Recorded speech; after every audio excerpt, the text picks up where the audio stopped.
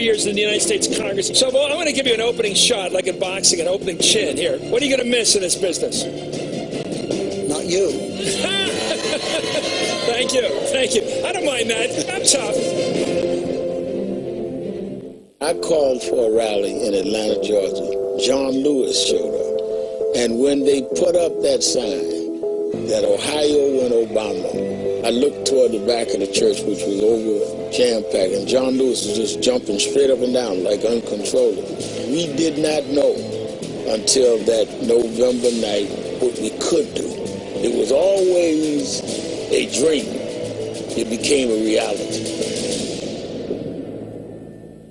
You watch every day, right? I do. I have chastised people for not starting their day right here.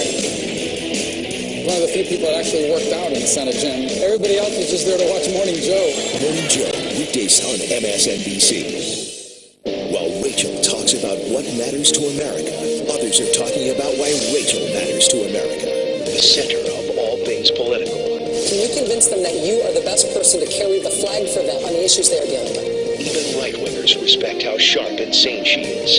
And that's one of the reasons I'm on your show. You keep to the issues, and I respect that.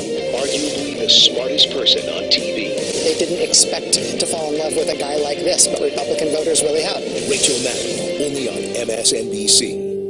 Starting just after I got back from my 2 years of life change over in Africa with the Peace Corps, I have chalked up 5 years working in the U.S. Senate, 4 in the White House, including my time as presidential speechwriter, and 6 years as top aide to Speaker O'Neill. All this background taught me how to watch politicians in action.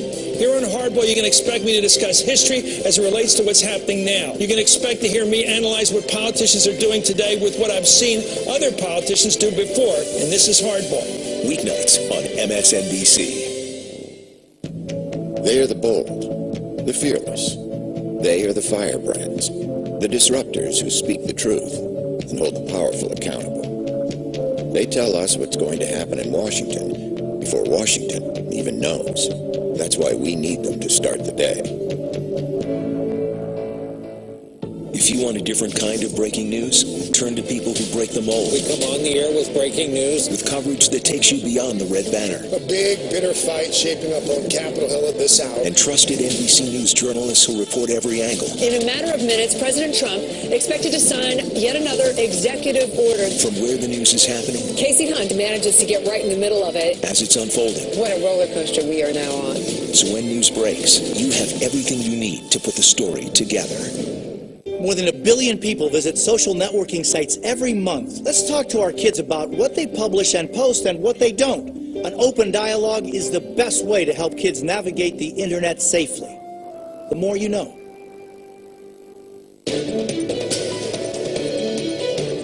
The Last Word with Lawrence O'Donnell, only on MSNBC. You're watching MSNBC, the place for politics.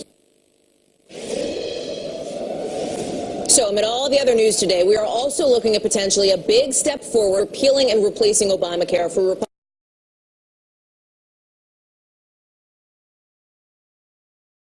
Republicans just down Pennsylvania Avenue from us on Capitol Hill. A senior GOP aide tells NBC News, along with, we are told, Office of Management and Budget Director Mick Mulvaney. Joining me now to dig into it, CNBC's Eamon Javers and Jeremy Peters of the New York Times. Also sticking around, AP's Julie Bykowitz and the Washington Post's Amber Phillips. Eamon, we'll start with you. Walk us through timing, what we expect today, and most importantly, what is in and what is not in this plan. Do we know? Well, Hallie, we don't know as of right now, and I think that's, in terms of timing, what you can expect first is some leaks, maybe officially sanctioned or otherwise, of where Republicans have landed on this bill. Because remember, they are threading a very difficult political needle here. They've got to make sure that this satisfies conservatives in the House of Representatives who might be skeptical that enhanced tax credits for purchasing health insurance are not simply another government a government mandate, which they don't like at all. Right, You've got to satisfy those. Right, and you've got to satisfy those Senate Republicans who are concerned that whatever they do doesn't result in a lot of people losing their health care. And then they've got to satisfy this White House and make sure that this squares with what Donald Trump has in mind for where he'd like to see Obamacare go in the future. So that's a giant three-legged stool there that they're trying to put together here. It's very tricky. So talk about prices, right? You're a guy who knows numbers fairly well in your day job over on CNBC. When you look at some new polling, right? Pull it up here. Our latest poll shows that not a lot of Americans have a ton of confidence in healthcare companies. So what happens now to insurance pricing? Can you even speculate?